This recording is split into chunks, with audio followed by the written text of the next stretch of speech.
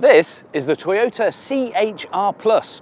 It's also a glass of water, a cheese sandwich, and a magnolia painted wall. And if you want to figure out what the hell that means, then please do stay tuned. Oh, and don't forget to like and subscribe, because that's how YouTube works.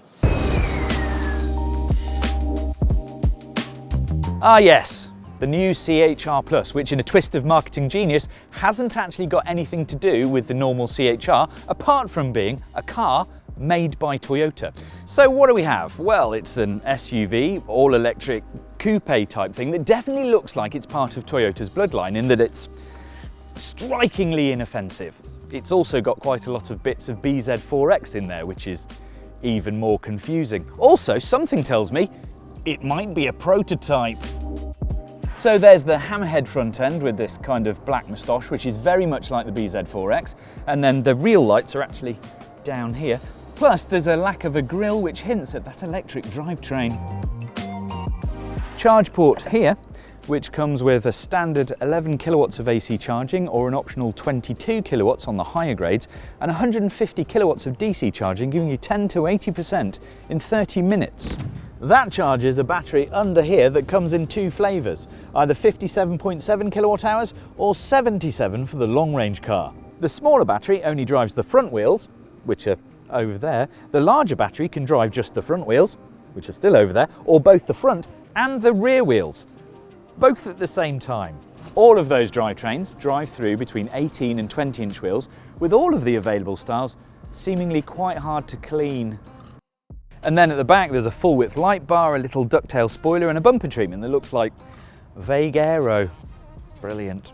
Anyway, jokes aside, it is perfectly acceptable, but it's not going to be stopping traffic with the styling.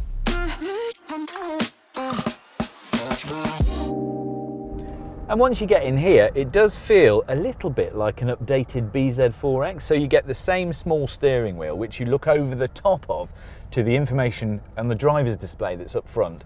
And then there's a bigger 14-inch display here, which seems nicely responsive. It seems to all work very nicely. It's quite crisp, quite neat, and it's got the temperature controls for the cabin and the volume controls for the radio permanently on the bottom, which I quite like. As for the rest of it, I really like the seats. They're kind of in a sort of suede velour material, and there is an optional panoramic sunroof which does help lighten the cabin. Other than that, it's got some neat features, some good textures on the dash, although there is no glove box because the AC controls are all behind there. So instead of a glove box, you have extra interior space. So you've got twin wireless charging for your phone. Here is where you select your gears, a couple of cup holders, and then here is this side opening kind of center console box which has a false floor so you can hide things underneath it. That's quite capacious. Big door bins, and generally, again, it's nice but nothing to write home about. And there's also a space under the center console in which you can put things. And in the back, space is fine, but it's not indecently massive. This is me sat behind my own driving position. I've got enough knee room, plenty of headroom, but have you noticed how high my knees sit? The floor is really high, so it feels like I'm almost in some sort of SAS stress position. Tell us everything. It was me! Sorry. In the UK, we'll get mid, mid plus and high grades, with mid plus taking up a predicted 70% of the sales. You get 18-inch wheels as standard in that spec and suede seats, with the high grade getting leather seats and some extra electronic bits. But there's a good spread of equipment and gadgets in the most popular grades, so that's nice. And the boot is fine at 416 litres, but that is slightly less than either a Skoda Elroq or a Kia EV3. Make of that what you will.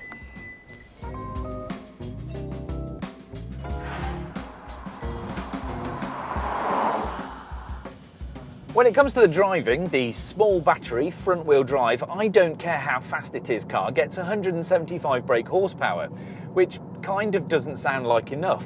But then at the other end of the scale, this car, the one with all-wheel drive, the big battery, and all of the performance, gets 338, which is actually quite a lot. It's the most horsepower outside of Toyota's sporty GR range. But the big news is, even though it's got all that power, and it does 0 to 62 miles an hour in a smidge over 5 seconds, it feels like it's rolling its eyes at you if you do it. I mean, not everything has to be a carnival ride, but this is a little bit boring. I mean, watch this. I'll just roll to a stop and do a quick launch. I'm used to EVs being quite punchy. Watch. This is the fastest car in the range. Nearly 340 brake horsepower. I think I could run faster. I mean, the steering is accurate enough. It's quiet enough. There is a little bit of wind noise from the wing mirrors.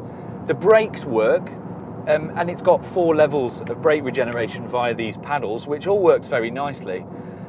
But it's just that this car feels like it's had all the fun kind of sanded off it. It's neat and it's competent, but it's a little unconcerned with adrenaline. Okay, so this does sound like I'm damning it with faint praise. There's nothing actively wrong with the CHR Plus, it's more that Toyota says it's been designed as an all-round prospect, and everything is delivered in a slightly subdued way. Created to be good across all aspects rather than excellent at anything specific at the cost of something else. But these days, it feels like you need a USP to stand out.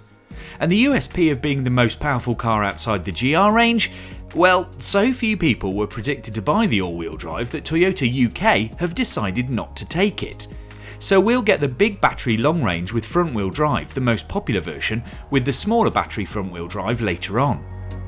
Which means that if I was to go for a CHR Plus, I think I'd go for the one with the biggest range. Now that would be a big battery, front wheel drive only, and that gets 221 brake horsepower. Now I've also driven that car. And you know what? The big battery front wheel drive car is pretty good to drive. It's perfectly fast enough, very quiet, calm and competent, and likely the sweet spot in the range anyway. But that car does get a WLTP range of 373 miles, which is pretty darn good, even if some Kias and Peugeots offer a little bit more. But one thing that Toyota really has got right, and that's the ownership prospect. The car starts with the usual 3-year warranty, but if you have it officially serviced at a Toyota dealer when it needs it, the battery warranty extends all the way to 650,000 miles or 10 years, which is a stonking bit of peace of mind. It's also not bad on price.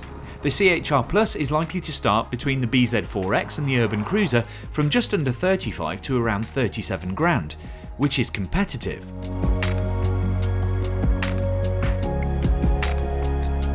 So, the Toyota CHR Plus, at least in prototype form, turns out to be fine. But it's fine in the same way that a glass of water or a white wine spritzer is fine. It's fine in the same way that a cheese sandwich or a magnolia painted wall is fine. It does the job, but without any of the style or panache that you can find elsewhere. When the most exciting thing about a car is the warranty, that probably tells you something. My advice? Well, I'd definitely go and try a Kia EV3 or a Peugeot E3008 before I bought one.